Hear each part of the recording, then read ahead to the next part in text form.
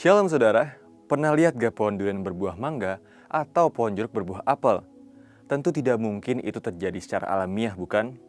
Nah, Yesus pernah menjelaskan kepada orang banyak kalau tidak mungkin pohon yang baik itu menghasilkan buah yang tidak baik, ataupun pohon yang tidak baik itu menghasilkan buah yang baik. Jadi dari buahnya lah kamu akan mengenal mereka. Karena itu, sebagai orang percaya, sangat penting untuk kita memastikan keselamatan kita menghasilkan buah-buah pertobatan. Karena itu, di dalam Voice of Pentecost kali ini, kita akan membahas mengenai person and purpose. Sedih sekali kalau kita mendengar kabar mengenai hamba-hamba Tuhan yang berjatuhan di dalam ladang pelayanan, dalam area kekudusan, moral, dan kehidupannya yang ternyata tidak sesuai dengan pemberian firman. Padahal, ini bukanlah kehendak yang Allah minta bagi setiap orang percaya. Yesus berkata di dalam Matius 7 ayat 22-23, di mana pada hari-hari terakhir akan banyak orang berseru, memanggil namanya, menunjukkan karunia bernubuat, mengusir setan, dan banyak mengadakan mukjizat. Tetapi nyatanya Yesus tidak mengenal mereka. Wah, rupanya banyak melakukan pelayanan tidak menjamin kita dikenal oleh Tuhan Yesus. Adalah sebuah kesia-siaan kalau kita sibuk melayani dan mengira itu adalah jaminan kehidupan kekal kita. Terlebih penting adalah agar diri kita dikenal oleh Yesus sebagai anak-anaknya dan hamba-hambanya yang baik dan setia. Mungkin saudara bertanya, mengapa Yesus tidak mengenal orang-orang yang mengaku sudah melakukan hal yang kelihatannya rohani? Ada beberapa jawaban. Yang pertama, karena pelayanan yang menggunakan karunia rohani adalah pemberian atau anugerah semata dari Tuhan. Tetapi karunia rohani ini perlu ditampung di dalam kapasitas yang benar. Karunia yang Roh Kudus berikan diperuntukkan untuk kepentingan pelayanan di tubuh Kristus. Kapasitas untuk menampung karunia ini bisa disebut sebagai buah roh. Nah, inilah bagian dari pengudusan hidup, di mana Roh Kudus bersinergi dengan kita, menumbuhkan yang sesuai dengan Yesus dalam hidup kita. Karunia tanpa karakter adalah jalan pintas menuju kehancuran. Yang kedua, hal ini ditegaskan dalam Kejadian 1 ayat 26, di mana manusia diciptakan serupa dan segambar dengan Allah terlebih dahulu agar mereka berkuasa untuk menjalankan tugasnya. Perhatikan saudara, bahwa manusia harus serupa dan segambar dengan Allah agar mereka berkuasa, bukan sebaliknya. Dalam bahasa Inggrisnya, manusia disebut sebagai human being, bukan human doing. Artinya apa? Keberadaan kita sebagai rupa dan gambar Allah harus nyata terlebih dahulu, sembari kita melakukan pelayanan yang Tuhan percayakan dalam hidup kita. Dari sini kita mengerti kenapa Yesus berkata, dari buahnya lah kamu akan mengenal mereka. Lantas, kalau kita mendengar ada orang-orang di dalam pelayanan, khususnya hamba Tuhan, yang jatuh dalam dosa, apa yang harus kita lakukan? Pertama, sebagai orang percaya, kita harus mendoakan agar kasih karunia Tuhan memampukan dia untuk bertobat dan kembali kepada jalan yang benar. Kita sebagai orang percaya mungkin bereaksi dengan menyatakan kekecewaan kita dan mungkin bisa mundur dari pelayanan. Atau kita memilih jalan yang lebih baik. Kita bertumbuh di dalam kedewasaan rohani dengan mengampuni hamba Tuhan tersebut. Introspeksi diri kita yang juga rentan terhadap godaan dosa. Dan mendukung untuk proses pemulihan itu bisa terjadi. Terkadang gereja terjebak dalam menghakimi tanpa kasih. Ayat firman memang menyatakan bahwa kita menghakimi mereka yang ada di dalam gereja untuk tujuan pendisiplinan. Tetapi Yesus juga mengajarkan untuk kita tidak cepat melihat selumbar di mata orang lain, tetapi balok di mata kita sendiri diabaikan. Bagi mereka yang dipilih untuk menjadi hamba Tuhan, yang melayani di rumahnya, ataupun setiap kita sebagai jemaat Tuhan, perlu memiliki budaya saling. Saling apa? Saling mendoakan, saling menasihati, saling mendukung di dalam kasih dan iman. Karena apa? Karena tujuan kita semua sama, menyelesaikan pertandingan iman dengan baik. Untuk penjelasan selengkapnya dari tim teologi kami, silakan buka link yang ada di atas atau scan QR Code yang tersedia. Maranatha, Tuhan Yesus memberkati.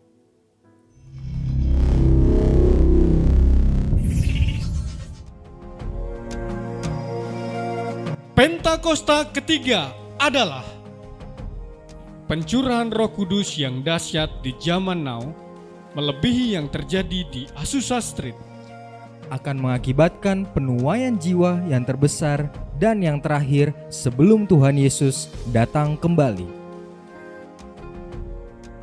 Akan membangkitkan generasi Yeremia yaitu anak-anak muda yang dipenuhi Roh Kudus, cinta mati-matian kepada Tuhan Yesus, tidak kompromi terhadap dosa, dan akan bergerak untuk memenangkan jiwa.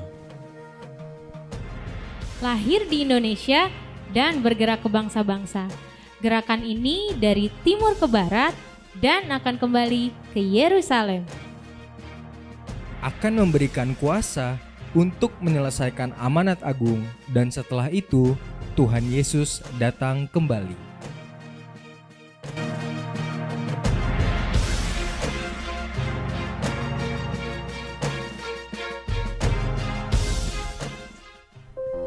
Shalom Bapak Ibu yang terkasih. Shalom. Shalom. Shalom. Ya, pagi hari ini saya melihat Bapak Ibu penuh sukacita pagi hari ini datang ke rumah Tuhan. Amin. Ya, kita akan mau masuk dalam pujian dan penyembahan kita. Kita mau masuk dalam hadirat Tuhan. Namun sebelumnya saya dan Bapak Ibu akan bersama-sama membacakan Mazmur 91. Mari kita baca sama-sama. Orang yang duduk dalam lindungan yang maha tinggi dan bermalam dalam naungan yang maha kuasa akan berkata kepada Tuhan, tempat perlindunganku dan kubu pertahananku, Allahku yang kupercayai. Sungguh, dialah yang akan melepaskan engkau dari jerat penangkap burung, dari penyakit sampar yang busuk. Dengan kebaknya ia akan menundungi engkau, di bawah sayapnya engkau akan berlindung. Kesetiaannya ialah perisai dan pagar tembok. Engkau tak usah takut terhadap kedahsyatan malam, terhadap panah yang terbang di waktu siang, terhadap penyakit sampar yang berjalan di dalam gelap, terhadap penyakit menular yang mengamuk di waktu petang. Walau 1.000 orang rebah di sisimu dan 10.000 di sebelah kananmu, tetapi itu tidak akan menimpamu. Engkau hanya menontonnya dengan matamu sendiri dan melihat pembalasan terhadap orang-orang fasik. Sebab Tuhan ialah tempat perlindunganmu, yang maha tinggi telah kau buat tempat perteduhanmu. Malapetaka tidak akan menimpa kamu, dan tulah tidak akan mendekat kepada kemahmu. Sebab malaikat-malaikatnya akan diperintahkannya kepadamu untuk menjaga engkau di segala jalanmu. Mereka akan menatang engkau di atas tangannya, supaya kakimu jangan terantuk kepada batu. Singa dan ular tedung akan kau langkahi, engkau akan menginjak anak singa dan ular naga.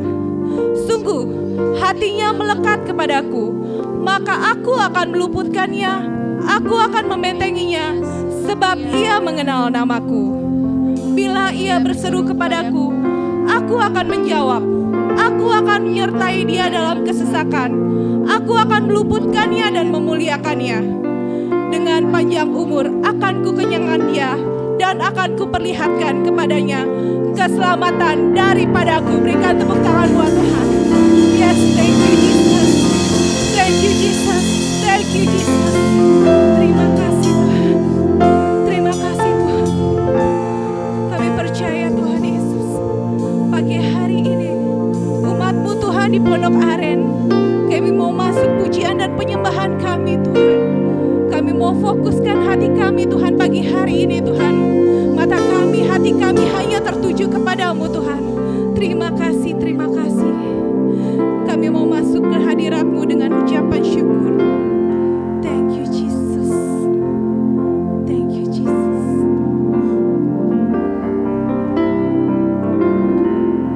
Ku masuk ke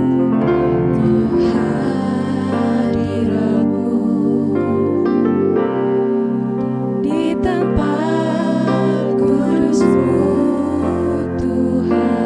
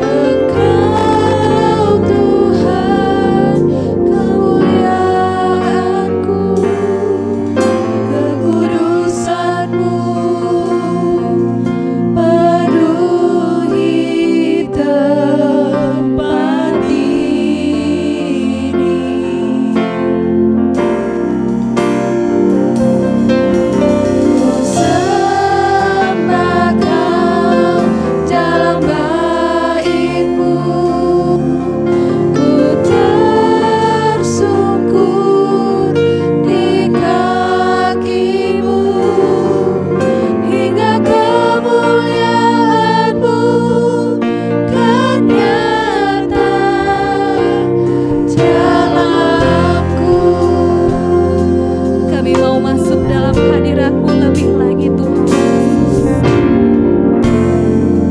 Ku masuk ke hadirat-Mu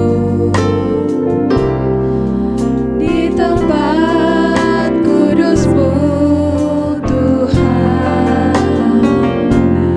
Tiada kata-kata selain puji dan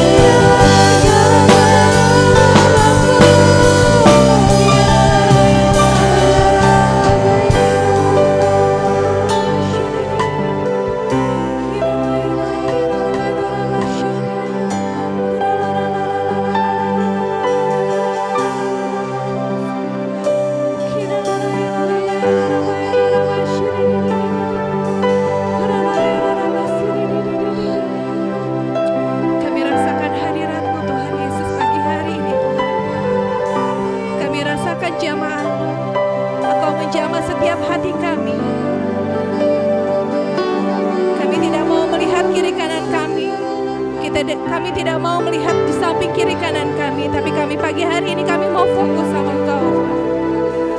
Kami mau bersama Engkau Tuhan. Kami mau menikmati hadirat-Mu Tuhan.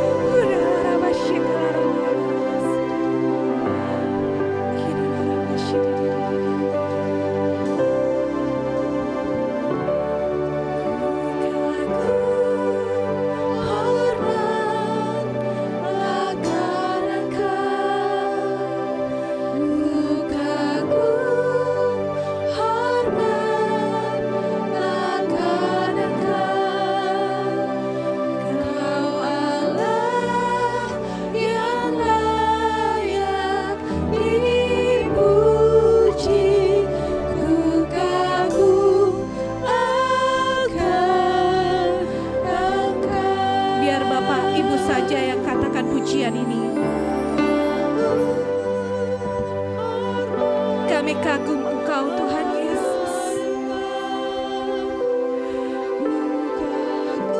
Jesus, Jesus. Yes, Lord. Kau Allah yang layak dipuji. Ku kagum akan Engkau.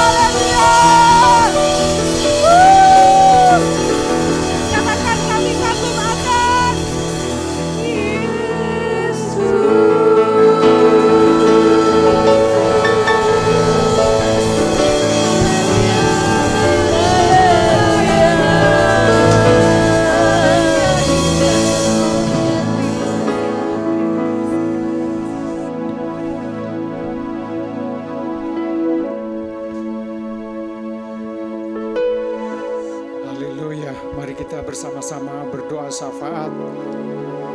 Ora lama sikina lama. Ora lama sikina lama. Terima kasih Bapa Surgawi. Mari Bapa, kami bersama-sama menghadap tahta kasih karunia-Mu. Dan kami memohon melalui perantara agung Tuhan Yesus Kristus. Mari Bapa, Engkau berkenan membasuh kami dengan darah anak domba Allah. Engkau sucikan hati kami, pikiran kami,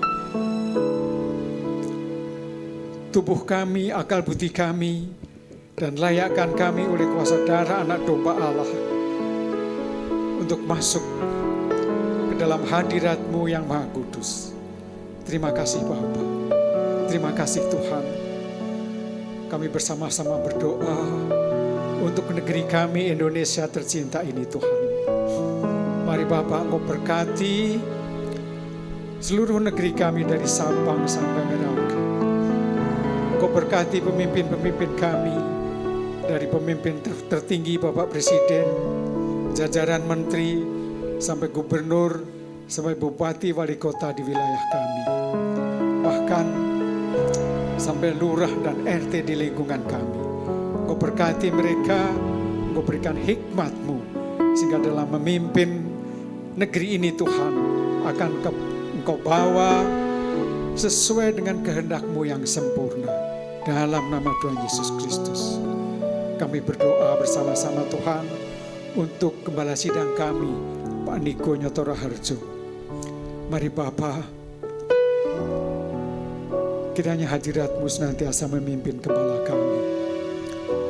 Pewahyuan-pewahyuan yang baru Engkau curahkan bagi pemimpin kami, Gembala Sidang kami, sehingga kami senantiasa Engkau berikan makanan-makanan yang segar setiap saat. Terima kasih Bapa, terima kasih. Engkau berkati pemimpin kami, Engkau berkati Ibu Hermin juga sebagai penolong bagi Gembala Sidang kami. Kami berdoa untuk karayon kami, Pak Beni Gunawan, juga untuk gembala-gembala di cabang-cabang di GBI House of Shalom ini Tuhan, di Rayon 1E. Engkau berkati mereka, Engkau tuntun mereka, sehingga apapun yang mereka lakukan boleh menjadi teladan bagi kami. Dan secara khusus kami berdoa untuk gembala terkasih kami, Pak Sunardi Bahri. Mari Bapa, Engkau curahkan pewahyuan-Mu senantiasa melalui gembala kami. Biar melalui gembala kami senantiasa domba-domba di tempat ini mendapat makanan yang segar, makanan surgawi dari Engkau sendiri Tuhan. Terima kasih, Engkau berkati keluarganya, Engkau berkati Pujin sebagai penolong, Engkau berkati putra-putranya, cucu-cucunya Tuhan. Terima kasih Tuhan, terima kasih. Kami berdoa untuk Gembala Kul di GBI Pondok Aren ini Tuhan. Engkau memberkati setiap Gembala Kul, Engkau berkati, Engkau curahkan pewahyuan-Mu melalui gembala-gembala kul kami, sehingga setiap kelompok-kelompok kul akan mendapat makanan dan akan mendapat teladan dari Engkau sendiri melalui gembala kul kami. Terima kasih Bapa, terima kasih. Memberkati setiap jemaat, Engkau memberikan pertolongan bagi setiap mereka. Engkau tuntun Roh Kudus setiap langkah kami, sehingga kami semua domba-domba-Mu boleh menjadi kepanjangan dari kehendak-Mu. Apapun yang Kau kehendaki, kami menjadi saluran berkat-Mu, kami menjadi kepanjangan tangan-Mu. Terima kasih Tuhan untuk para pemusik, WL, singers. Mari Tuhan Kau urapi mereka, Kau berkati mereka, dan Kau tuntun mereka, sehingga pujian apapun yang kami naikkan bersama-sama akan senantiasa menyenangkan hati. Terima kasih Bapa Surgawi, terima kasih Bapa. Kami berdoa untuk persembahan yang kami bersama-sama persembahkan. Mari Tuhan Kau urapi persembahan itu, sehingga sangat-sangat berguna bagi pengembangan gereja ini. Terima kasih Tuhan. Secara khusus kami berdoa untuk anak-anak muda di lingkungan GBI Pondok Aren ini Tuhan. Mari Bapa, Engkau berkati secara khusus generasi Yeremia ini. Pakai mereka menjadi alat-Mu yang luar biasa. Sehingga apa yang Engkau sampaikan melalui gembala sidang kami itu akan terjadi khususnya bagi generasi Yeremia di lingkungan kami. Urapi mereka secara khusus. Urapi mereka secara khusus. Terima kasih Bapa, terima kasih Tuhan. Dengan penuh pengucapan syukur kami naikkan doa dan ucapan syukur kami hanya dalam satu nama di atas segala nama, nama Tuhan Yesus Kristus. Haleluya, haleluya. Mari bersama-sama kita katakan amin. Haleluya. Haleluya. Haleluya. Sebelumnya saya mau bertanya, apakah ada Bapak Ibu yang baru beribadah di GBI Pondok Aren? Boleh lambaikan tangannya? Wow, jemaat yang setia. Oh ada di sebelah kanan saya. Selamat datang Bapak Ibu. Selamat datang Pak. Jika memang belum ada tempat yang tetap, kami persilakan untuk bergabung di ibadah selanjutnya. Haleluya. Boleh lihat muka-muka yang gembira pagi hari ini. Pagi hari ini boleh lambaikan tangannya muka-muka yang gembira. Yang di online pun gak mau kalah ya. Pagi hari ini Tuhan sudah siapkan semuanya buat kita, amin. Kita tahu permasalahan kita masing-masing ada permasalahan. Tapi kita percaya Tuhan sudah menebusnya. Dalam Tuhan kita percaya tidak ada yang mustahil buat Tuhan. Amin. Tuhan kita besar. Tuhan kita besar. Amin. Percaya tidak ada yang mustahil buat Tuhan. Yuk pemusik. Katakan Tuhan Allah di tengah kita.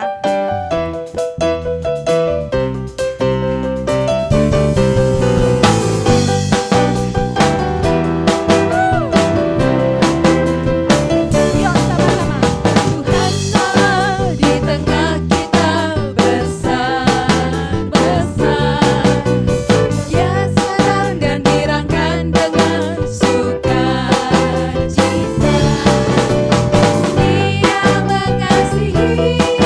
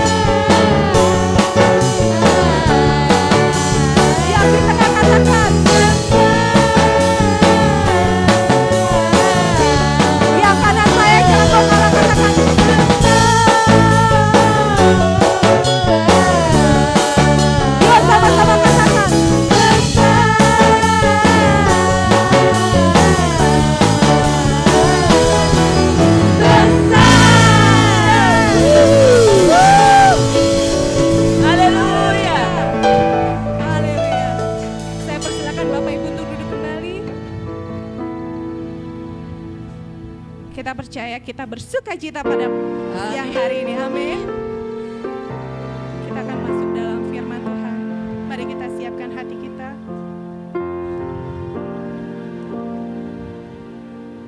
Terima kasih Tuhan Yesus. Terima kasih Tuhan Yesus. Thank you Jesus.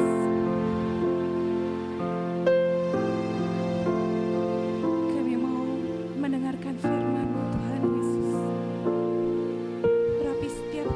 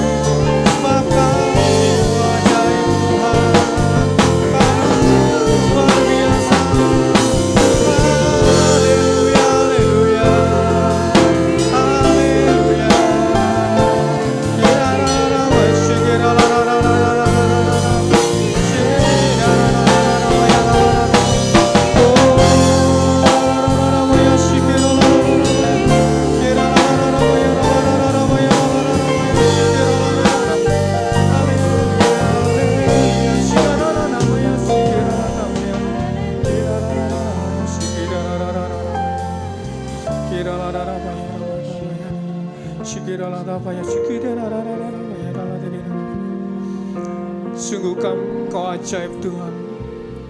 Kau yang layak dipuji, disembah dan ditinggikan. Ku kagum dan hormat akan Kau. Terima kasih Tuhan buat pagi ini. Kau kumpulkan kami di tempat ini. Berkati setiap kami Tuhan Yesus. Kami mau tanggalkan beban kami sementara. Kami mau melihat Engkau dan mendengar firman-Mu. Biar pikiran kami dibukakan Tuhan. Dan metanoia terjadi. Reformasi dalam pikiran kami terjadi. Sehingga kami boleh memandang sesuatu seperti Engkau memandangnya. Berkati setiap kami Tuhan Yesus. Lembutkan hati kami. Berkati hamba-Mu Tuhan, hamba-Mu bukan apa-apa. Pakai hamba-Mu sebagai alat. Supaya firman itu boleh dimengerti oleh semua kami Tuhan Yesus. Terima kasih Bapa buat pagi ini. Terpujilah nama-Mu kekal selamanya. Di dalam nama Tuhan Yesus. Kita semua yang siap mendengar firman Tuhan berkata, amin. Shalom semuanya. Nah, ini beberapa kali saya di sini yang mengikuti dari awal pasti langsung ngerti apa yang akan saya sampaikan. Karena berseri gitu ya. Mudah-mudahan saya berdoa supaya bahasanya nggak belibet dan dimengerti sama kita semua. Amin. Men, ini cukup jelas, cukup nyaman suara saya? Oh, Pak Enji, terima kasih. Oke, ada yang tahu bedanya salam Alvin, selamat ya Alvin, Lydia, luar biasa. Ada yang tahu bedanya reformasi dan transformasi? Ada yang tahu nggak? Nah, reformasi itu cenderung ke pemikiran. Reformasi itu perubahan pikiran, perubahan cara pandang, perubahan bagaimana cara kita memandang segala sesuatu. Tapi kalau transformasi itu perubahan secara fisik yang kelihatan. Itu bedanya ya. Itu awalnya. Belum masuk firman. Nah, tahun 2023 ini banyak yang bilang bahwa tahun susah. Aduh, tahun yang sungguh susah. Nanti akan terjadi banyak hal ini, itu gitu. Banyak, bahkan ada yang diwawancarai dan banyak yang bilang bahwa tahun 2023 tahun krisis. Tapi di dalam Tuhan gimana? Penyertaan Tuhan selalu menyertai, amin. Nah, itu yang akan saya bagikan di sini. Kita langsung aja buka di 2 Korintus 4 ayat 13. Apa sih firman Tuhan berkata? 2 Korintus 4 ayat 13. Namun, karena kami memiliki roh iman yang sama, seperti ada tertulis, aku percaya sebab itu aku berkata-kata. Maka, kami juga percaya dan sebab itu kami juga berkata-kata. Jadi ada roh iman di sini. Ingat, kami memiliki roh iman. Apa itu roh iman? Roh iman, apa itu roh iman? Roh iman adalah sebab aku percaya, sebab itu aku berkata-kata. Ada dua aktivitas di sini. Aku percaya, sebab itu aku berkata-kata. Nah, ini seperti biasa, mohon maaf. Nanti ayat-ayat firman Tuhannya saya tampilkan di sini. Jadi sepertinya holy handphone-nya bisa disimpan dulu. Nanti kita lihat ke depan aja. Supaya membantu saya lebih semangat lagi di depan kalau lihat Bapak Ibu. Oke, adik-adik? Semangat ya, lihat ke depan ya. Supaya kakak juga semangat nih. Oke, apa? Roh iman itu ada 2, yaitu aku percaya. Sebab itu aku berkata-kata. Loh kok ada 2, Kak? Nggak cukup percaya saja, enggak. Aku percaya sebab itu aku berkata-kata. Ada 2. Aku percaya sebab itu aku berkata-kata. Sama seperti kalau kita percaya dalam hati, kita benar. Kita percaya dalam hati, tapi kita harus ungkapkan dalam mulut kita. Siapa yang sudah lahir baru di sini? semua sudah lahir baru kan? Apa itu lahir baru? Lahir baru itu aku percaya dalam hatiku dan mengaku dengan mulutku. Itu namanya lahir baru. Kita buka aja ya. Singkat aja. Roma 10 ayat 9 sampai 10. Setiap kali Bapak Ibu bicara soal lahir baru, Bapak Ibu harus ini pegangannya. Yaitu apa? Sebab jika kamu mengaku dengan mulutmu bahwa Yesus adalah Tuhan. Siapa yang percaya Yesus adalah Tuhan? Percaya semua, pasti. Pasti semua orang Kristen percaya bahwa Yesus adalah Tuhan. Karena kalau nggak percaya Yesus adalah Tuhan, dia nggak ke gereja. Karena kalau ke gereja pasti percaya, ya kan? Tapi yang kedua ini jarang orang melakukan. Nah, mengaku dengan mulutmu. Jadi orang biasanya percaya dalam hati. Ayat yang bahwa Allah telah membangkitkan dia dari antara orang mati, maka kamu akan diselamatkan. Ayat yang 10 langsung aja. Ayat yang 10. Karena dengan hati orang percaya dan dibenarkan. Dan dengan mulut orang mengaku dan diselamatkan. Jadi ada dua kan? Setiap kita lahir baru, selalu melakukan dua ini. Pasti yang Bapak rohaninya akan memastikan bahwa kita sudah percaya Yesus adalah Tuhan. Bukan yang lain. Yesus adalah Tuhan, bukan yang lain. Nah, kalau sudah percaya itu, dalam hati kita udah percaya, kita diminta berdoa bersuara. Bener nggak? Bener nggak? Ini diem ngerti atau bagaimana? Bener ya? Kalau kita lahir baru, kita diminta berdoa dengan bersuara. Enggak kak, aku doanya dalam hati. Enggak bisa. Enggak kak, aku lahir barunya doanya dalam hati. Aku terima Tuhannya dalam hati. Bisa enggak? Enggak bisa. Karena harus dengan mulut. Orang mengaku dan diselamatkan. Jadi orang harus percaya dalam hati dan mengaku dengan mulut. Mengaku dengan mulut itu penting. Jadi balik lagi ke ayat yang tadi, 2 Korintus 4 ayat 13. Apa itu roh iman? Roh iman adalah aku percaya sebab itu aku berkata-kata. Kita tag di sini dulu. Kita simpan ayat ini, nanti kita akan bahas dalam lagi. Sebab itu aku percaya sebab itu aku berkata-kata. Ingat, kata-kata itu penting. Penting. Itu menentukan kamu diselamatkan atau tidak. Dan menentukan hal lainnya. Nah, hal lainnya ini yang akan kita bahas. Karena banyak ya orang Kristen nih, banyak dia percaya dalam hati, tapi jarang banget ngungkapin dalam keluar gitu. Biasalah orang Indonesia tahu kan, pernah nggak terakhir kalian ya, adik-adik bilang, papa, mama, aku cinta sama kalian. Terakhir kapan? Lama. Suami-suami, kapan terakhir kalian bilang I love you sama istri? Udah lama? Oh, kemarin mantap. Istri-istri, kapan terakhir kamu bilang I love you papa gitu? Kapan? Saya mengingatkan bentar lagi Valentine. Enggak. Tapi itulah kondisi Indonesia begitu. Orang Indonesia tuh sepertinya aku dalam hati aja. Aku kan yang penting kan cintaku padamu gitu. Aku dalam hati aja. Enggak bisa. Kadang-kadang harus diungkapkan pakai mulut. Kalau kita tuh harus sering-sering gitu. Apalagi ke anak, I love you, engkau diberkati sama Tuhan, engkau dikatakan yang baik terus sama anak. Oke? Banyak orang Kristen udah ngerti lah. Kamu akan terus naik dan tidak turun. Kamu akan jadi kepala dan bukan ekor. Amin.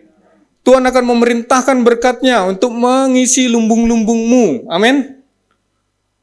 Oleh bilur-bilur Yesus, kamu akan disembuhkan. Banyak lagi. Tapi masalahnya kita perkatakan atau enggak? Biasanya orang Kristen dalam hati aja. Ya aku percaya dalam hati. Tapi enggak, jarang dikatakan.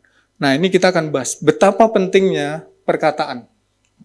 Ya bukan itu. Ini kita lebih dalam lagi. Bahas lagi yang tadi roh iman. masih ditempel kan roh iman. Roh iman tuh aku percaya sebab itu aku berkata-kata. Ingat, dipegang dua itu ya. Aku percaya dalam hati, aku simpan firman Tuhan itu dalam hati. Nah, kemudian kita harus memperkatakannya.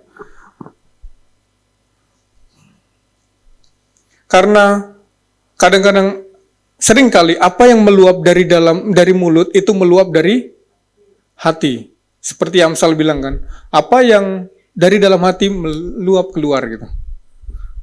Kadang sering banget apa yang kita sampaikan itu meluap dari hati. Kalau kita isi bukan firman Tuhan, yang keluar bukan firman Tuhan. Yang kita isi harus firman Tuhan.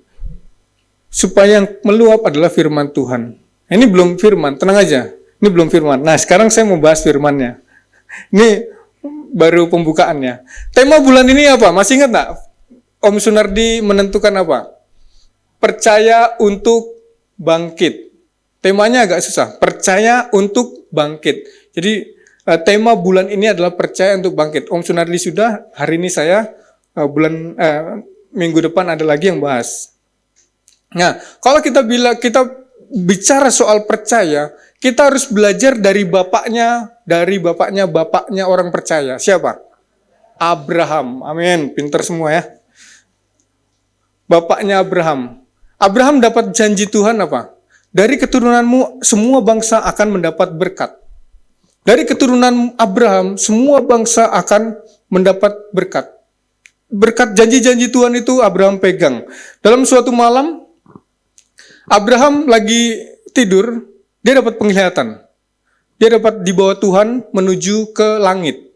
Terus Tuhan bilang, Abraham coba lihat langit-langit di atas. Dia lihat ke langit, ya Tuhan ada apa? Coba kamu hitung bintang-bintang di langit. Abraham lihat dan dia lihat, banyak sekali Tuhan. Coba kamu hitung berapa?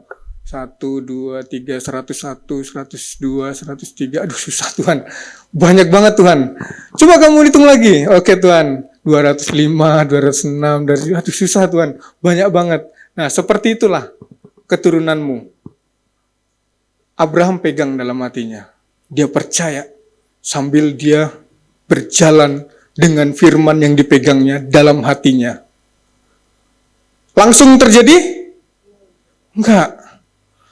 Dia pegang setahun enggak kejadian, 2 tahun enggak kejadian, 3 tahun. Saya mau tanya Bapak Ibu. Setelah 25 tahun baru Tuhan berbicara lagi gitu. Saya mau tanya, Abraham selama 25 tahun dia memegang janji Tuhan. Coba bayangin Bapak Ibu ya.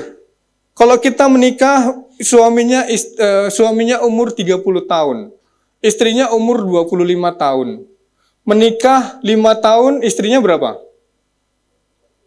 30. Suaminya 35. Belum punya anak. Masih percaya? Masih. Wah, karena 35 sama 30, masih. 10 tahun berlalu, suaminya 45. Istrinya 40. Terus dia bilang, masih percaya? Masih. Mulai berubah.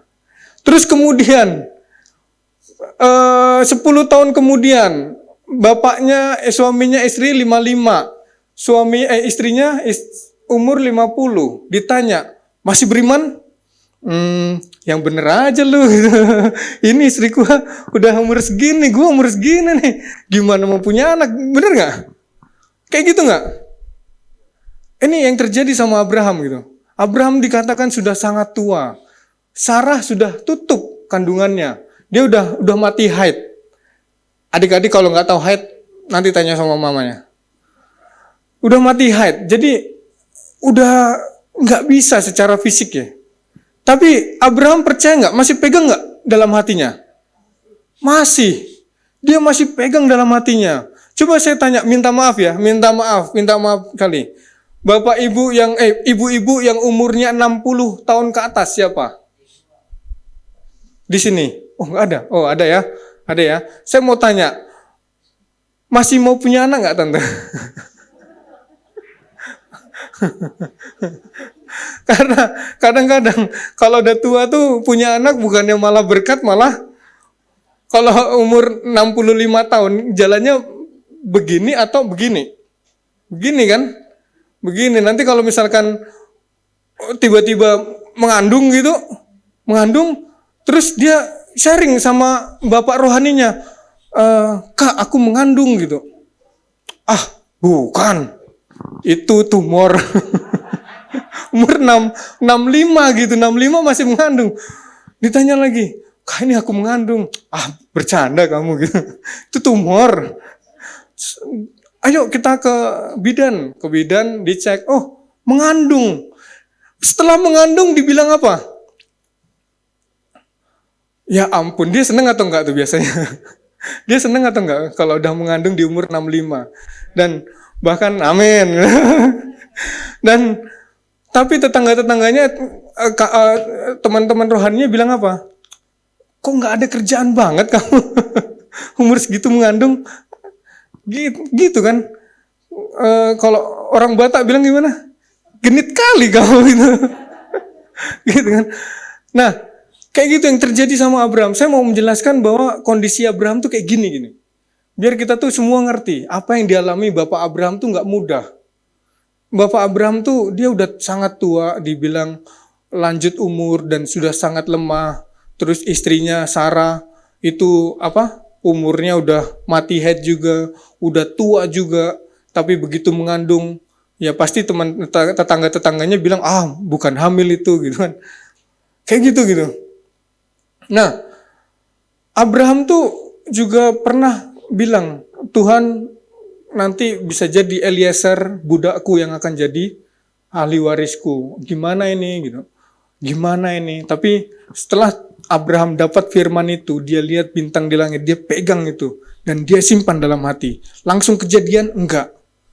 25 tahun baru kejadian. Tapi sebelum itu terjadi hal-hal yang berikut ini.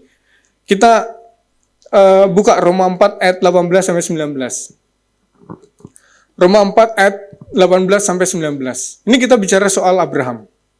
Roma 4 ayat 18 sampai 19.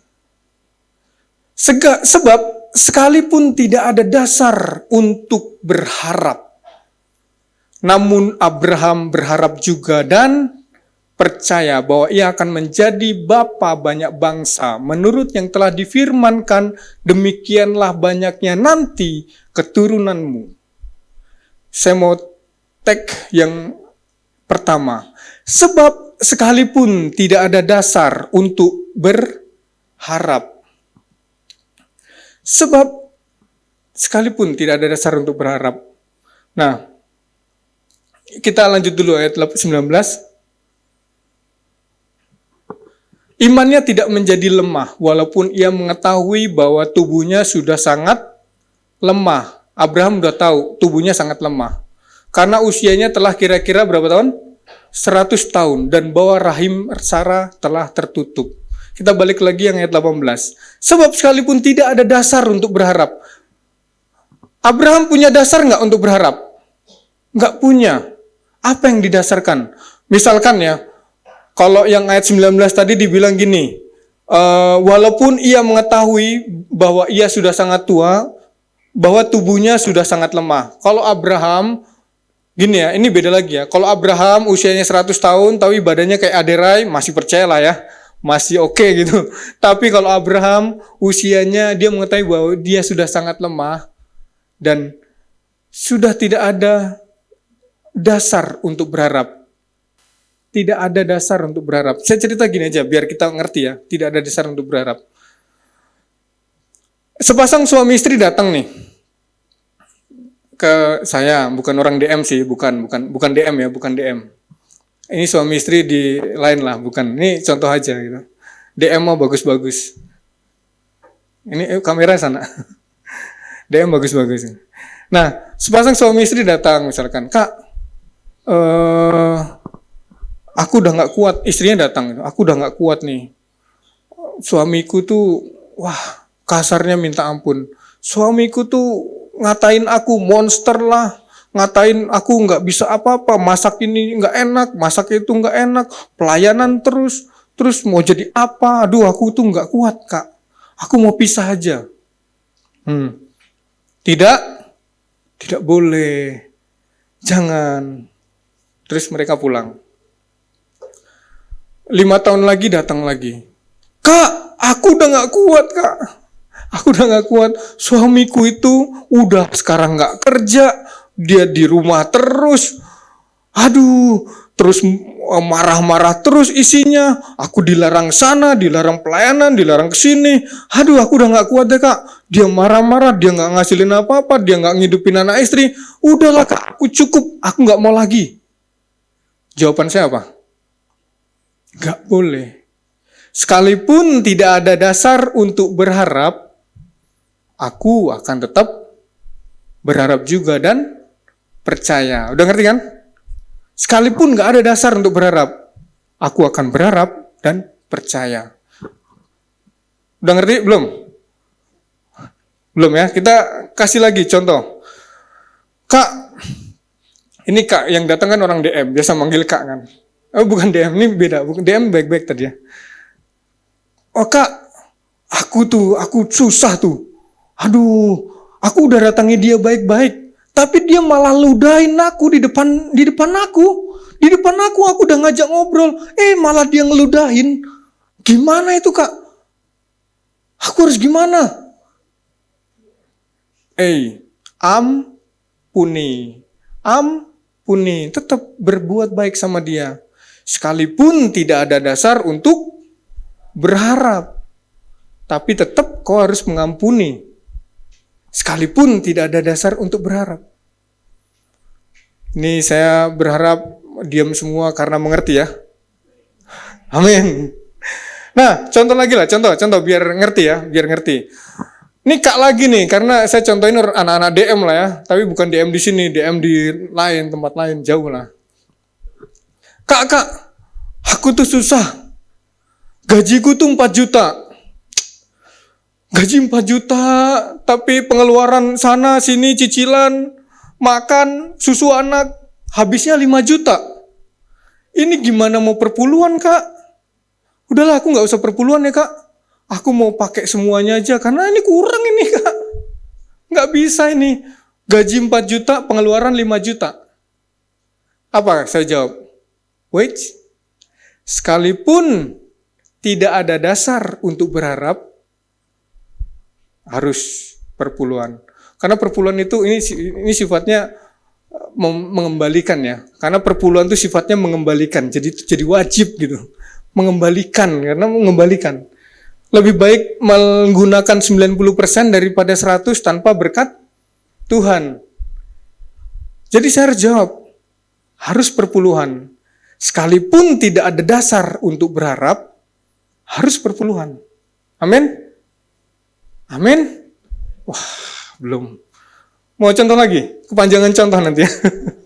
Jadi gitu ya. Jadi mengerti ya. Sekalipun tidak ada dasar untuk berharap, Andre akan tetap berharap juga dan percaya. Amin? Coba kita bilang sama-sama. Supaya kita mengatakan juga. Sebut namanya. Sekalipun tidak ada dasar untuk berharap, Andre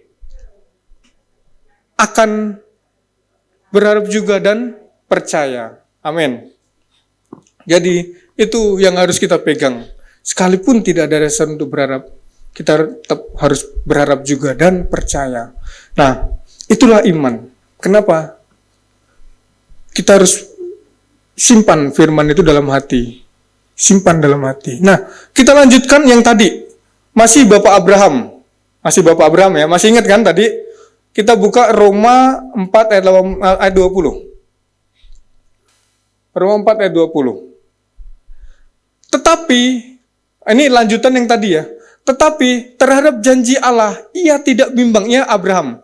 Karena ketidakpercayaan, malah ia diperkuat dalam imannya dan ia memuliakan Allah. Malah. Saya mau kita belajar kata malah. Malah. Orang itu kuat loh. Dia disuruh ngangkat 10 kilo, tapi malah diangkatnya 20 kilo. Orang itu dimintain 100.000, malah dikasih 200.000. Amin? Jadi kata malah itu memperkuat yang pertama. Malah. Sama seperti Abraham. Malah.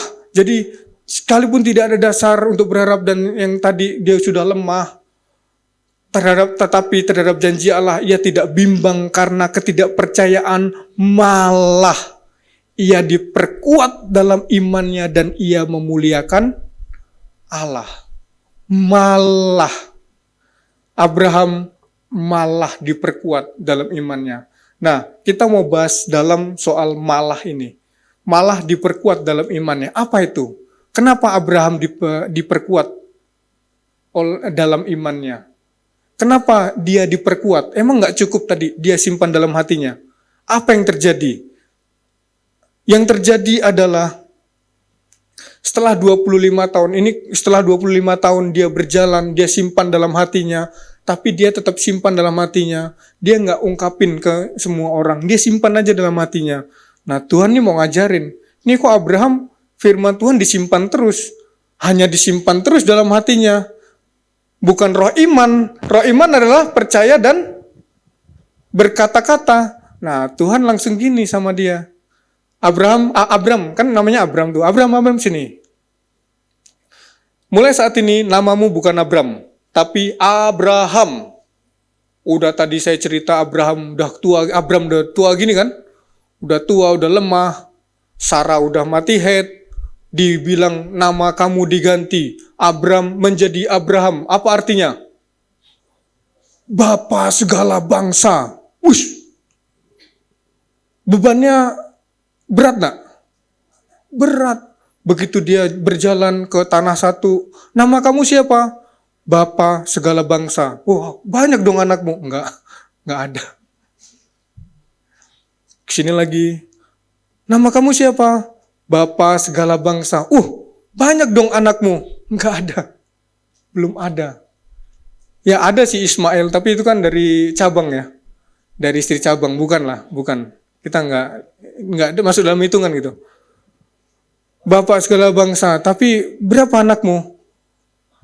Enggak ada. Sini lagi kenalan sama orang. Nama kamu siapa? Bapa segala bangsa. Gitu kan? Kalau di zaman dulu nama Abraham kan gitu kan? Kalau di bahasa Indonesia kan Bapak segala bangsa. Kita nggak manggilnya Abraham gitu. Bapak segala bangsa. Banyak dong anakmu. Gak ada. Datang lagi. Masih kuat dia. Lama-lama gimana dia? Ya lama-lama ya ngeri juga gitu.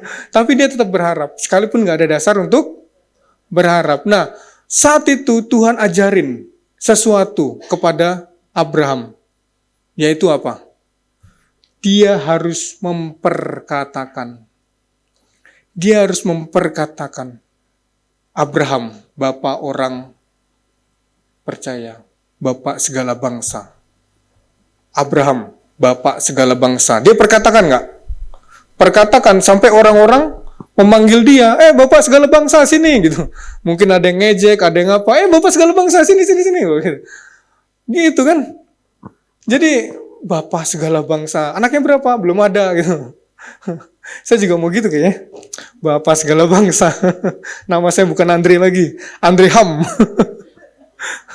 Bapak segala bangsa. Amin. Jadi kayak gitu. Itu yang saya mau kita belajar. Apa yang dialami Abraham. Gak gampang. Abraham tuh mengalami banyak hal. Tapi dia tetap percaya. Sekalipun tidak ada dasar untuk berharap. Nah, di situ dibilang dia diperkuat imannya. Diperkuat dengan apa? Diperkuat dengan berkata-kata. Dia setiap ketemu orang, saya Abraham, bapak segala bangsa. Saya bapak segala bangsa. Diperkuat karena dia berkata-kata. Ingat, roh iman adalah percaya dan berkata-kata. Nah, tadi kita udah belajar, secara fisik Abraham itu udah tua ya. Udah tua, dia udah lanjut umurnya. Kita buka aja, Ibrani 11 ayat 11. Ini yang penting. Kenapa dia bisa kuat? Kita belajar ya. Karena iman, ia juga dan Sarah beroleh kekuatan untuk menurunkan anak cucu walaupun usianya sudah lewat. Karena ia menganggap dia yang memberikan janji itu setia. Jadi karena iman ia beroleh kekuatan. Kita udah tahu Abraham udah lemah, Sarah udah lemah, udah mati haid. Tapi karena roh iman tadi, ia beroleh kekuatan. Karena roh iman, dia percaya dan berkata-kata, dia dibuat kuat. Ada contohnya. Bukan karena stem cell, bukan karena obat herbal, tapi karena iman dia diperkuat. Amin. Bukan karena yang lain, tapi karena iman dia beroleh kekuatan. Kekuatan secara fisik loh. Dia beroleh kekuatan. Mungkin Abraham kuat lagi, terus si Sarah mulai head lagi gitu. Dia beroleh kekuatan. Karena apa? Karena iman. Nah, di sini kita belajar, umur nggak boleh jadi patokan. Umur itu hanya angka, benar, amin? Umur itu hanya angka. Jadi yang kita belajar lah dua ini ya. Amsal 18 ayat 21. Sebelum saya masuk ke intinya, saya mau buka sini. Hidup dan mati dikuasai lidah. Siapa suka mengemakannya akan memakan buahnya. Kalau kita suka mengemakan, suka berkata-kata yang jelek, aku nggak bisa, aku udah tua, aku gini, aku udahlah kayak gini aja. Kita akan makan buahnya. Beda lagi kalau misalkan kita bilang, aku kuat, aku diberkati Tuhan, Tuhan akan aku menjadi kepala dan bukan ekor, anak cucuku nggak akan minta-minta. Ya, terjadilah, kita akan memakan buahnya. Digemakan, menggema, jadi berulang-ulang. Berulang-ulang ya. Kita ambil dua contoh perbandingan di sini. Ada dua perbandingan. Ada yang kenal sama Barzilai. Barzilai itu kita buka aja 2 Samuel 19 ayat 31. Barzilai ini adalah orang yang umurnya 80 tahun. Dia orang baik. Dia yang membantu Daud saat dalam pelarian. Daud dikasih makan, dia dilayani oleh Barzilai. Juga Barzilai, orang Gilead itu telah datang dari Raja Regelim dan ikut bersama-sama raja ke sungai Yordan untuk mengantarkannya sampai di sana. Langsung aja. Barzilai itu sudah sangat tua. Berapa tahun? 80 tahun umurnya. Ia menyediakan makanan bagi raja selama ia tinggal di mana. Sebab ia seorang sangat kaya. Lanjut, 33. Berkatalah raja kepada Barzilai, ikutlah aku. Daud berkata, ikutlah aku akan memelihara engkau di tempatku di Yerusalem. Lanjut 34. Tetapi Barzilai menjawab raja, berapa tahun lagi kah aku hidup sehingga aku harus pergi bersama-sama dengan raja di Yerusalem? Sekarang ini aku telah berumur 80 tahun, masakan aku masih dapat membedakan antara yang baik dan yang tidak baik? Dia nggak bisa bedain. Atau masih dapatkah hambamu ini merasai apa yang hamba makan atau apa yang hamba minum? Dia udah nggak bisa merasakan enak atau enggak. Atau masih dapatkah aku mendengarkan suara penyanyi laki-laki dan penyanyi perempuan? Dia nggak bisa bedain suara itu suara cewek atau cowok. Mbak Ayu tadi nyanyi itu suara cowok kayaknya. Nggak bisa bedain. Apa gunanya hambamu ini lagi menjadi beban bagi tuanku raja? Apa yang keluar dari mulut Barzilai? Sepotong jalan saja hambamu ini berjalan ke seberang sungai Yordan bersama-sama dengan raja, mengaku raja memberikan ganjaran yang sedemikian kepadaku. Lanjut 37. Biarkanlah hambamu ini pulang sehingga aku dapat mati di kotaku dan sendiri dekat kubur ayahku dan bla bla bla. Artinya Barzilai ini umurnya 80 tahun, tapi dikatakan di Alkitab dia sudah sangat tua. Karena apa yang keluar dari mulutnya? Hal-hal yang negatif. Dia bilang, aku udah gak bisa bedain deh, aku gak usah ikut jalan. Palingan aku udah mati nanti di tengah jalan, aku mati di sini aja gitu. Bicaranya mati terus. Barzilai itu. Makanya dideskripsikan, dia sudah sangat tua. Dia sudah sangat tua. Beda dengan siapa? Kaleb. Masih ingat Kaleb? Kaleb, kita buka langsung. Yosua 14 ayat 6. Yosua 14 ayat 6. Bani Yehuda datang menghadap Yosua di Gilgal. Pada waktu itu berkatalah Kaleb bin Yefune, orang Kenas itu, kepadanya, engkau tahu firman yang diucapkan Tuhan kepada Musa, abdi Allah itu, tentang aku dan tentang engkau di Kades Barnea. Apa yang keluar dari mulut Kaleb? Engkau tahu firman yang diucapkan Tuhan. Apa yang keluar dari mulutnya? Firman. Beda nggak sama Barsilai tadi? Beda. Itu yang memberi kekuatan buat Kaleb. Engkau tahu firman yang dikatakan. Engkau tahu firman. Bapak Ibu, kita harus belajar dari Kaleb. Kita harus pegang firman itu dalam hati kita. Kita percaya dalam hati, tapi jangan lupa untuk memperkatakan firman itu. Supaya apa yang keluar dari mulut kita adalah firman. Seperti Kaleb. Engkau tahu firman yang diucapkan Tuhan. Lanjut.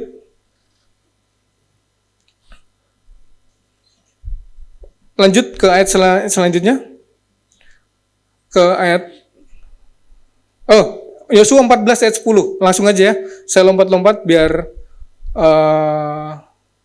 cepat. Jadi sekarang sesungguhnya Tuhan telah memelihara hidupku seperti yang dijanjikannya. Kini sudah 40 tahun 5 tahun lamanya sejak diucapkan firman Tuhan itu kepada Musa dan selama orang itu mengembara pada padang gurun. Jadi sekarang telah berumur berapa tahun, Kaleb? 85 tahun aku hari ini. Lanjut, ayat 11. Pada waktu ini aku masih sama kuat seperti pada waktu aku disuruh Musa, seperti kekuatanku pada waktu itu. Demikianlah kekuatanku sekarang untuk berperang dan untuk keluar masuk. Beda nggak? Barsilai dan Kaleb.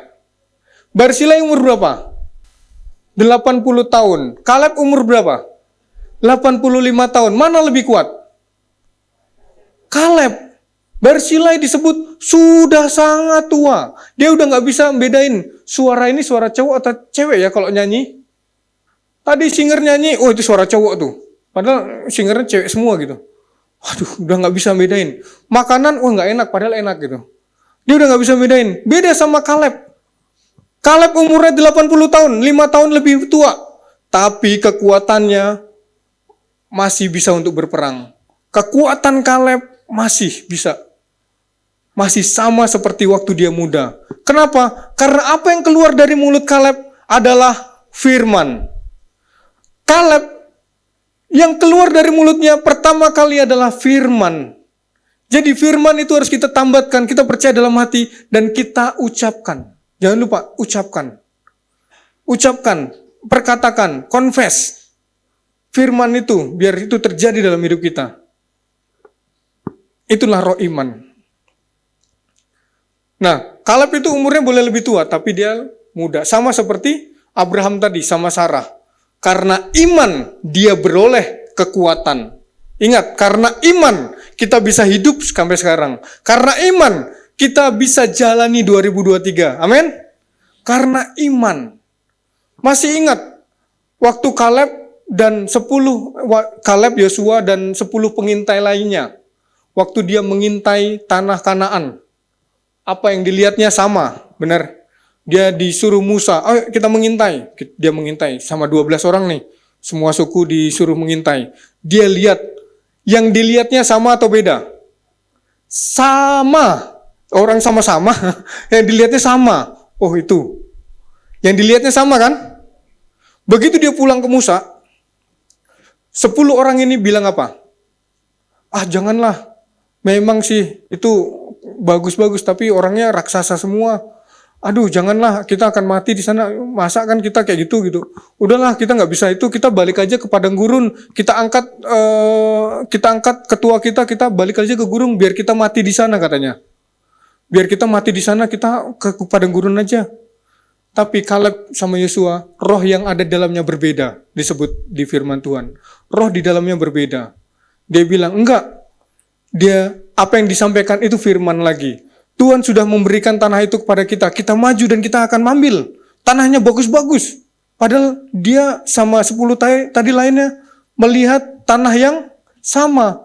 tapi cara pandangnya berbeda. Itu yang membedakan kalau kita pegang firman dalam hati sama kita tidak pegang firman dalam hati. Banyak mungkin kesempatan yang datang kepada kita. Ketika kita lihat, oh ini rumahnya bagus. Satu lagi, nggak usah dibeli, ini jelek. Kita kehilangan kesempatan. Berapa kali kita kehilangan kesempatan? Udah kita usaha ini, usaha itu, usaha ini. Akan berhasil. Karena Tuhan ini. Satu lagi, nggak usah deh.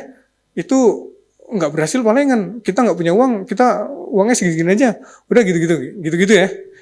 Intinya berapa banyak kita kehilangan kesempatan karena cara pandang kita yang salah. Sama seperti bangsa Israel saat itu. Dia kehilangan kesempatan untuk menduduki tanah Kanaan. Dan akhirnya apa yang terjadi sama 10 suku tadi? Yang 10 tadi terjadi apa yang dikatakan. Dia bilang gini di Alkitab, biarlah aku mati di padang gurun daripada aku mati berperang. Langsung Tuhan terjadi. Mereka semua mati di padang gurun, kecuali anak-anak di bawah umur 20 tahun. Tapi yang di atas 20 tahun mati di padang gurun, kecuali Yosua dan Kaleb. Mereka menduduki tanah Kanaan. Mereka berperang dan mereka menang. Harusnya peluang itu mereka dapat 40 tahun yang lalu, atau tepatnya 38 tahun yang lalu. Harusnya dia bisa menduduki tanah Kanaan. Tapi karena peluang itu dia tutup, Musa melihat, kan Musa juga yang memutuskan nih, kita maju atau enggak. Musa melihatnya dari 10 orang, bukan dari 2 orang itu. Dan Musa, yaudah kita ikutin 10 orang aja. Musa juga bimbang jadinya. Dan dia, kita nggak bicara soal Musa, panjang nanti.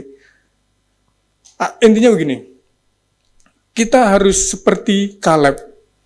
Roh yang ada di dalamnya itu adalah roh yang berbeda. Roh iman. Roh iman itu apa? Aku percaya sebab itu aku berkata-kata. Aku percaya sebab itu aku berkata-kata. Banyak peluang di tahun 2023 ini. Tapi apa yang mau kita katakan? Kita mau berkata seperti Barsilai atau kita mau berkata seperti Kaleb? Itu keputusan ada di kita masing-masing. Kita mau katakan yang jelek terhadap dunia, atau kita mau berkata seperti yang firman Tuhan katakan.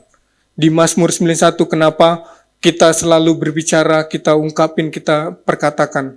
Karena supaya roh iman itu timbul dalam hati kita. Roh iman. Aku percaya, sebab itu aku berkata-kata. Jadi apapun yang kita lihat, peluangnya bisa beda, tergantung dari cara pandang kita. Saya berdoa supaya di sini kita semua tidak melewatkan peluang yang ada. Di sini kita bisa memandang segala sesuatu seperti Tuhan memandang, seperti Kaleb memandang.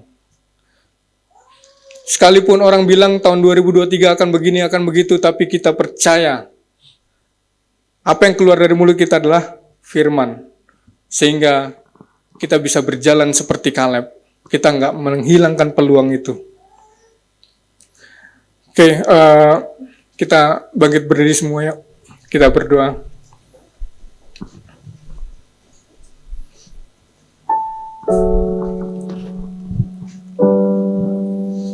Terima kasih Bapa buat firman-Mu, di mana kami boleh belajar memiliki roh iman. Biar kami boleh menerima firman itu dan menambatkannya dalam hati kami.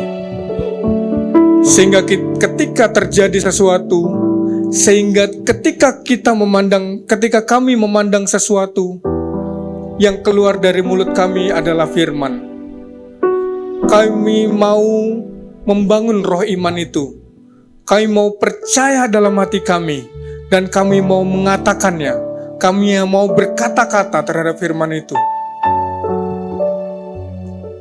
Sekalipun tidak ada dasar untuk berharap, tapi kami tetap akan berharap juga dan percaya Dan kami berdoa setiap kami di tempat ini diperkuat imannya dan memperoleh kekuatan yang lebih untuk menghadapi tahun ini. Oleh iman, Abraham dan Sarah beroleh kekuatan. Aku berdoa juga buat jemaatmu di tempat ini Tuhan, supaya setiap kami, oleh iman kami beroleh kekuatan di dalam nama Tuhan Yesus. Kekuatan untuk berjalan dalam firman Tuhan, kekuatan untuk melihat peluang yang ada, kekuatan untuk meneruskan segala sesuatunya seperti yang Tuhan mau. Aku berdoa Tuhan di dalam nama Tuhan Yesus,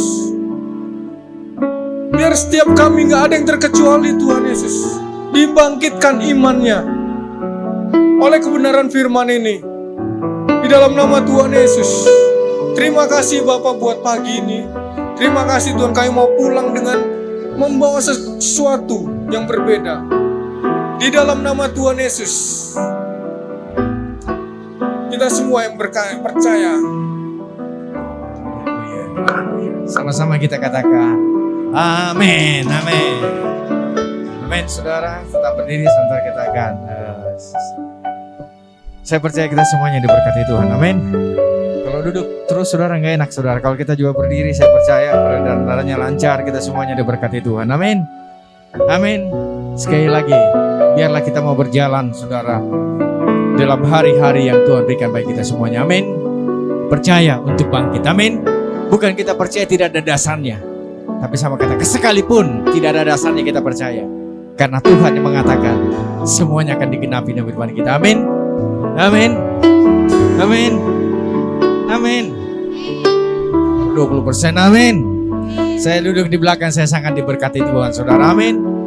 Untuk itu saudara, mari kita mau percaya dan bangkit di dalam Tuhan, amin. Sekali lagi, tidak ada alasan untuk kita tidak bangkit, amin. Firman Tuhan sudah mengatakan semuanya saudara. Sebelum kita masih dalam satu ayat saja, saya sekalian terobos saja masuk saudara ya. 1 Petrus 3 ayat yang ke-10, satu ayat saja saudara. Ini memperkuatkan apa yang Mas Andre katakan, sehingga apa yang kita percaya saudara. 1 Petrus 3 ayat yang ke-10 dikatakan, siapa yang mau mencintai hidup, siapa yang mau mencintai hidup saudara, amin. Dan mau melihat hari-hari yang apa saudara. Saya percaya tahun 2023 adalah hari-hari yang baik bagi kita semuanya, amin. Dikatakan kalau kita mau mulai ke hari-hari yang baik, mari menjaga lidah kita, menjaga perkataanmu, amin. Kita sudah belajar semuanya, termasuk sepanjang lebar sampaikan saudara. Mari perkatakan semuanya yang baik perkatakan. Engkau yang sakit katakan saya sehat dalam nama Tuhan Yesus Kristus, amin. Perkatakan semuanya yang baik, sebab itulah yang akan Tuhan kerjakan, amin. Dalam bahasa Inggrisnya saudara, hari-hari yang baik itu dikatakan good days. Kalau days itu satu atau banyak saudara? Banyak. Ketahuilah hari-harimu tahun 2023 hari yang penuh dengan kebaikan Tuhan, amin. Engkau berjalan dari hari yang baik kepada hari yang baik selanjutnya, amin. Amin. Dikatakan, lihat dikatakan ya, amin. Dikatakan apa saudara? Jagalah hatimu, jagalah mulutmu saudara, amin. See and see, dan lihatlah good days, bukan days saudara, tapi good days, amin. Saya mau khotbah lagi saudara, nanti lain kali kita lanjutkan saudara, amin. Mari kita angkat kedatangan kita, terimalah hari-hari yang baik daripada Tuhan. Hari ini terimalah berkat daripada Tuhan, terimalah kebaikan Tuhan, amin, buatmu semuanya. Dan hari-harimu yang baik kau akan lalui hari ini, besok, minggu depan, bulan depan, dan sampai selama-lamanya. Ke hari kebaikan Tuhan terus menyertai setiap saudara dan saya. Terimalah berkat Tuhan hari ini. Tuhan menyinari saudara dan saya dengan wajahnya, memberikan kasih karunia tanpa batas bagi kita semuanya, menghadapkan wajahnya bagi kita semuanya, memberikan shalom, damai, sejahtera untuk semua yang kita sayang, yang kita cintai. Apa yang saudara perbuat, apa yang kita perbuat, semuanya Tuhan buat berhasil dalam mata pencarian, pendidikan, sekolah, usaha, kehidupan, kesehatan kita semuanya ada damai sejahtera. Keluarga kita semuanya ada damai sejahtera. Menjauhkan kita semua segala macam mara bahaya, kecelakaan. Menjauhkan kita semuanya segala macam sakit, penyakit, mara bahaya. Semuanya menjauhkan kita dari segala macam bakteri, kuman, virus, apapun bentuknya. Menjauhkan kita semua dari segala macam COVID-19, sakit, penyakit dalam bentuk apapun. Semuanya itu sudah ditanggungkan atas tubuh Tuhan Yesus. Dan oleh bilur-bilur tubuh Tuhan Yesus, semuanya sakit penyakit kita sudah disembuhkan Tuhan. Terimalah berkat anugerah, sukacita, damai sejahtera berlimpah-limpah dalam Bapa, dalam Putranya Tuhan kita Yesus Kristus. Pusentima Mas Roh Kudus menyertai kita semuanya di pagi siang ini sampai Maranatha, bahkan sampai kekal selama-lamanya. Percaya yang disayang Tuhan, sama-sama kita katakan amin, amin, amin, amin, amin, amin. Haleluya. Selamat hari Minggu saudara.